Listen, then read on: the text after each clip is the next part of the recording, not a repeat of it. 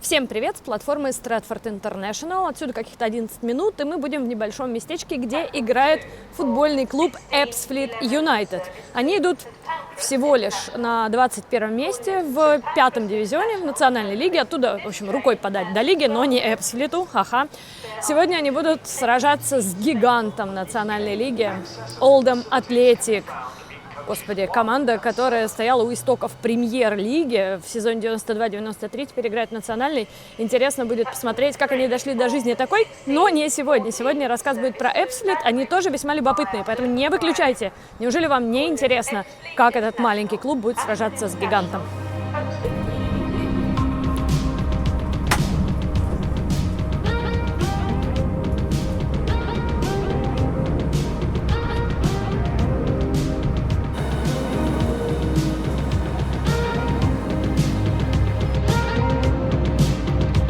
Пока что все это сильно напоминает, знаете, окрестности какого-нибудь аэропорта. Такое ощущение, что цивилизации не существует, и можно только трансфером. Ну, я шучу, здесь нет трансфера, здесь надо идти пешком, вот как этот человек делает.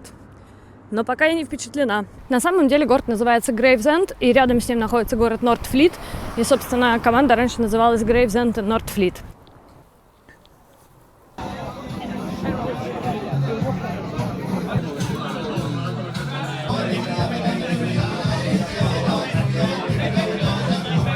Основное развлечение в пабе – это дартс.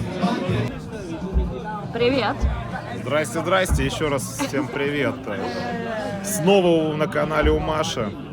Да, Надеюсь, сегодня тоже будет огненный футбол и отличный суппорт на трибунах. У нас там параллельно Ньюкасл с Лутоном играют. Это такой матч. Блин, ну я не знаю, смогут ли здесь его затмить, но будем Чем верить. черт не шутит, да. В принципе, иногда Ebbsfleet устраивает интересный перформанс, и надеюсь, сегодня будет один из них. Да. А Олдхэм это вообще какой-то затянувшийся перформанс. Да, уже сколько лет они падают, но Куда быть, можно? подниматься. Куда можно ниже еще упасть? Иерархия английских футбольных лиг, она такая, знаете ли. Становится горячо.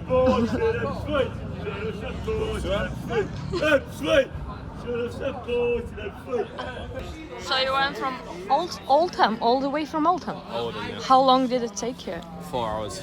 By bus? Cold. I'll say 5. Similar. 4 or 5.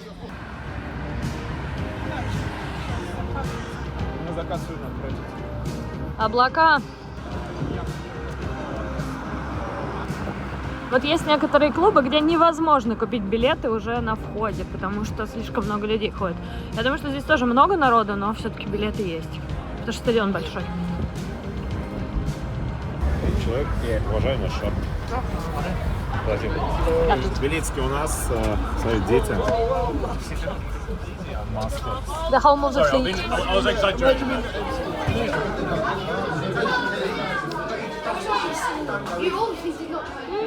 О магазине, кстати, снимал Коля в свое время. Но по традиции я всегда покупаю шарфы, если их можно купить.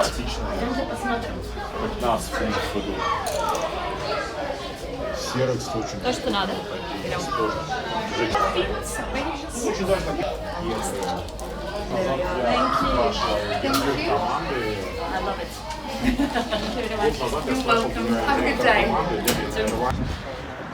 Олдхэм, господи, как же ты низко пал.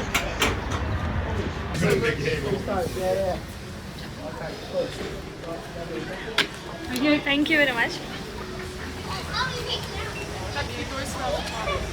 Боже, запах еды. И туалеты. Про туалеты есть история. В свое время туалет футбольного клуба Ebbsfleet был признан худшим в лиге. И за это полагался приз. И как вы думаете, на что Ebbsfleet потратил деньги, вырученные за звание худшего туалета в лиге? Конечно, на то, чтобы их отстроить. Так что сейчас, я думаю, там все не так уж и ужасно. И второй раз такой... титул «Худший туалет», я не знаю, они не выиграют уже. Ну, без шуток, тут норм. Нормально, и зеркало такое относительно чистое. Ну вот еда, если кому-то интересно. Тут прикольно, кстати. Please pay cash написано. Папчик. Все уже на трибунах, я так понимаю. Можно изучать историю клуба. Вот, пожалуйста. А против наших друзей Даггинхэм и Редбридж. О, там совсем исторические фотки. Евростар был спонсором, что интересно, потому что здесь же Ebbsfleet International станция, откуда идут вот эти как раз поезда во Францию. Они здесь не останавливаются. Может быть, когда-то они планировали, что будет остановка, но по факту нет. Понятно. То есть, по факту, они уже с Лондон, Сан-Панкрас уходят и Экспрессом останавливаются почти уже что. во Франции. Да. Первая остановка. Вот Нортфлит, с которых все начиналось. Чемпионы Кента. Все такие в усах, модно было.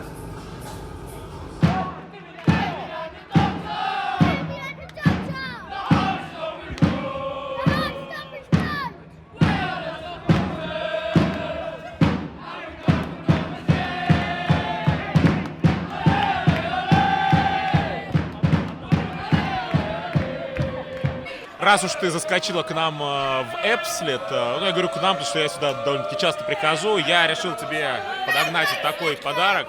Это программка клуба с первого матча после смерти Ее Величества Елизаветы II, оформленная, собственно, как дань уважения королеве, собственно. Ой, спасибо. Пожалуйста. Это очень круто. Это Сейчас вот тебе, посмотрим. да, коллекция. Вот это совершенно уникальная вещь, конечно. Еще очень часто футбольные фанаты королевскую семью недолюбливают, будем честными. В Лондоне их боготворят. Я думаю, это там, на севере. Северная история, Это северяне. да. Здесь нет. Здесь все хорошо.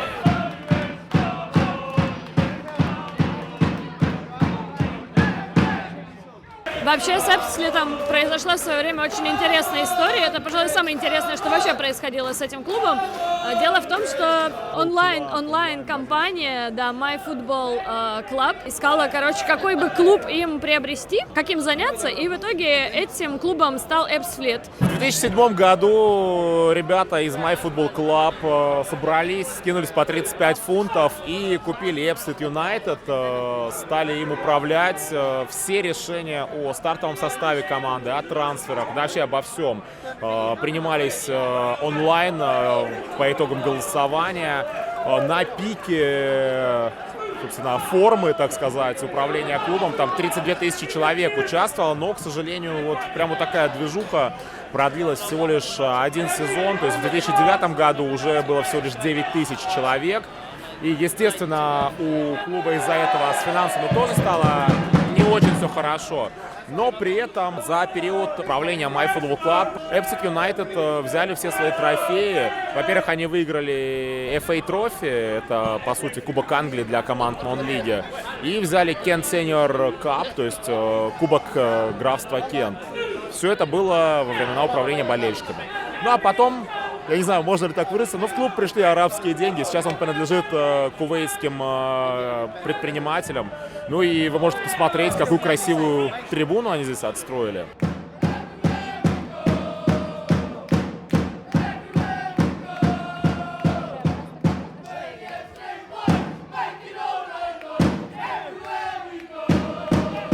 I think the big problem was it was before its time. At the period it was 12, 13, 14 years ago, yeah, there was social media and YouTube subscribers and channels, but nowhere near the normality or the mass consumption that it is now as part of our lives. So it lost momentum after the first year. It was a novel idea initially, and big subscribers, and the subscribers or the owners, the shareholders, big numbers, which made it a lot of money and kept it going for the first year. But because it was still quite a novelty, years 2 and 3, the subscriptions fell down, the shareholders, and obviously then the cash flow crunch came. So that was the problem with it, basically before its time. I'm a big advocate of supporter ownership. In Australia, where I'm from, our large commercial sporting organisations are generally membership-owned, leagues, club models and things, and you're a member and you elect your board and then they appoint the people to run the club, the paid employees. So I love the model. I'm a big fan of it. I like the German model of majority shareholding. But there's a big difference between supporter-owned and supporter-run clubs. And I think where MyFootball fell down was the running nature of it. You can't, as shareholders of any company, just because you're a shareholder of the football club and you're a fan doesn't give you the right or the common sense in business to have shareholders operationally running the club. Папочки, так, в перерыве прилично народу.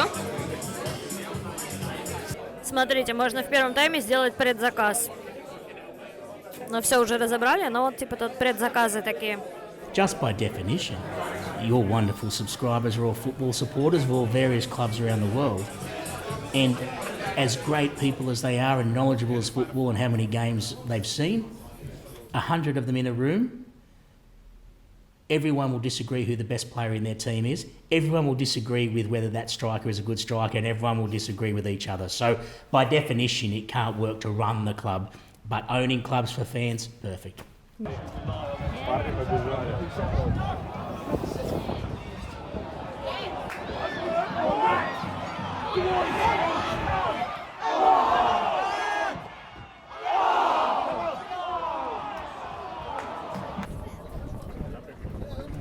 I wasn't part of that. I was a fan, but I wasn't part of the ones that bought the club. But what do you think about it, about this period when the fans own the club actually? Well, it didn't work out, did it? That's as simple as that. You know, I've supported them through thick and thin. We've gone down, we've gone up, we've gone down. Bit like a yo-yo club. Come on, boys, get it away. Yeah. But do you like what's going on with the club now, with the owners? Oh yes, as long as we don't get relegated this year. Hopefully. We want to see that. But I don't think we will. I think we get out of it. Так, Эпсфлит прижал, на самом деле, Олтон к воротам. Смотрите. Эх, нет. А мы на старой трибуне находимся, она деревянная. И здесь не очень удобно сидеть высоким людям. Я думаю, что Коле здесь неудобно сидеть было бы. Он высокий. А можно вообще пройти вот либо вот так вдоль трибуны? Давайте.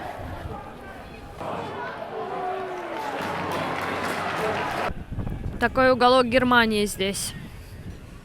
Вон, видите, даже флаг висит. Немецкие сосиски, немецкое пиво. Но с пивом на трибуны, вот видите, нельзя. 5-я лига. Ну, в смысле, 5-й дивизион. А вот это новая трибуна, не деревянная, отстроенная владельцами из Кувейта.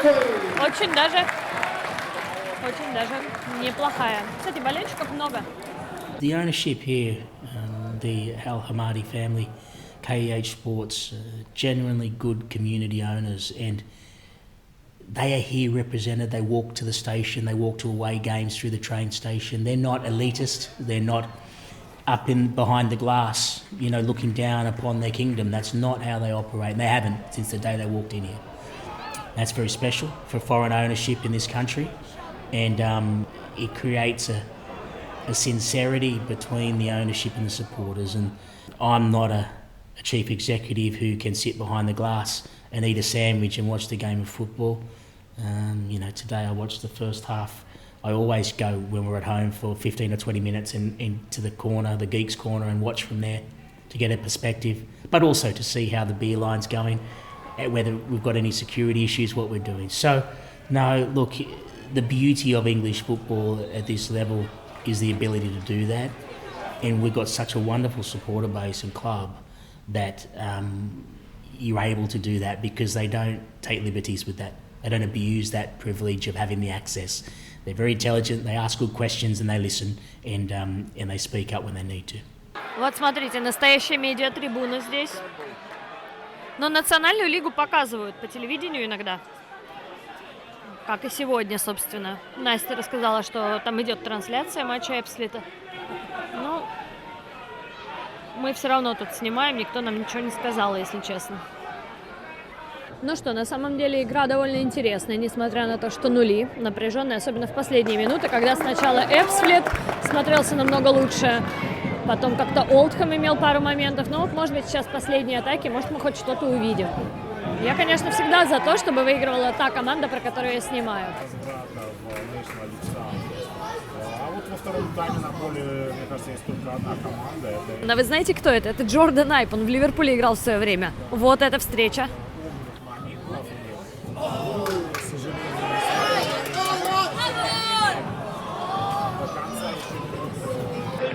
Jordan Ive coming on here for Ebbsfleet. This is his league debut for them. Have made a couple of appearances in cup competitions. Так, у нас последние минуты, но вот, кстати, я все смеюсь над Олхэмом, над тем, что они такие суперкрутые профессионалы и находятся в 5-м дивизионе, но Эбсфлит тоже профессиональный футбольный клуб, то есть это не любители, не полупрофессионалы, а самый что ни на есть профессиональный футбольный клуб. Ох, сейчас было опасно, мог Олхэм забить. I think in the league we're in now, in the National League, though, to be fair, it's unusual not to be fully professional. And I think there are only two clubs, potentially three, that aren't full-time and full-time professional. The National League that we're in now is genuinely an EFL League 3. There is no difference other than the name of the league that it plays in and the sponsorship. So in that regard, we're more within our normal space at the moment. Last year when we were in the National League South, we were one of only 3 clubs that were fully professional. And that's hard because it's a lot more expensive to be in that division. But also, you're playing against teams and clubs who train Tuesday and Thursday night. And Saturday is the best day of their week because it's football day. It's their day off work, away from their families. They go for a beer after. And so you're a big target in those leagues. And every team really is up for every game to knock you down a peg or two and to, you know, knock down the big-time Charlie full-time professionals. Так, и вот мы идем куда-то к полю сейчас. Дэмьен, человек из клуба, ведет нас. Thank you.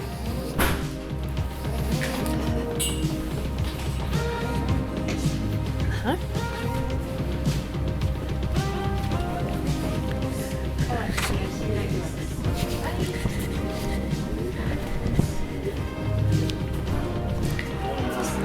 Проводит на поле.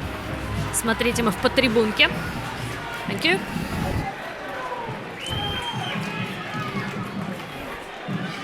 Лишь бы только не проиграл.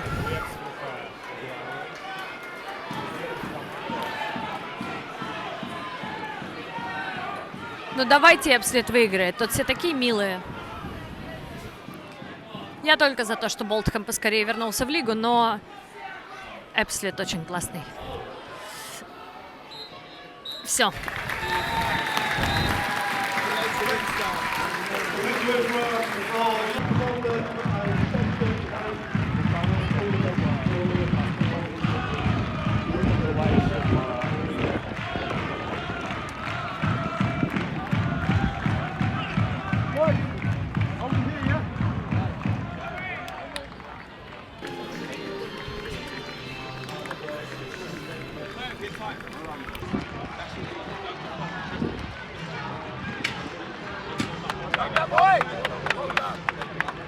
Are you happy with the result today?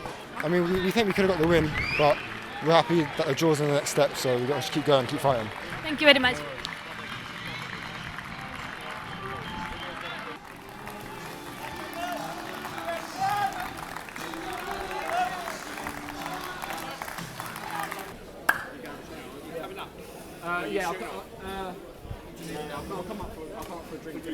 It's a good performance from everyone all round. Everyone put in a shift. We was unfortunate. I don't think Cuzzo really had many chances to save, and I feel like we had at least 3 or 4 clear-cut chances where we could have put the game to bed. But yeah, you just got to take every team as the same as who they are. You can't treat them any differently. I say we've already beat them at their place. I feel like we definitely should have done it today, but we just put right mindset and treat every game as it's the same. А вот человек матча, man of the match.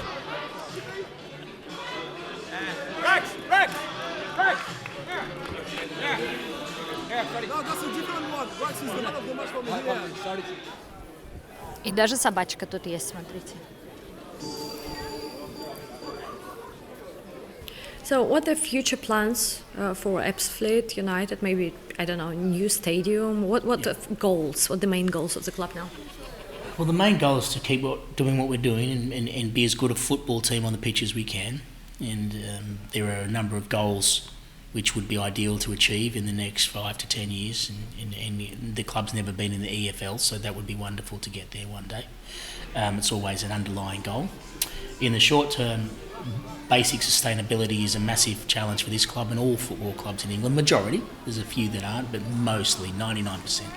So our goal is to crystallise our place in the community in Northfleet and the property that we have here, to develop a new stadium, a new residential and commercial precinct. Not because we need an 8,000 seat stadium, we don't as a football club at the moment, we will one day, but because that stadium alone and the surrounding ancillary commercial and residential and retail would see the club as a shareholder and an owner of a very, very big property development and all of the revenues that come with that. And it means that even though we might average 1,800 people to game, 1,600, and next year might be more, might be less, it could double in 3 or 4 years' time, that won't dictate whether we're financially sustainable. And with all the variables with football, form, weather, a whole bunch of different things, it's too big a risk to only have that as your incomes. And so as a football club, the goal is to get sustainable.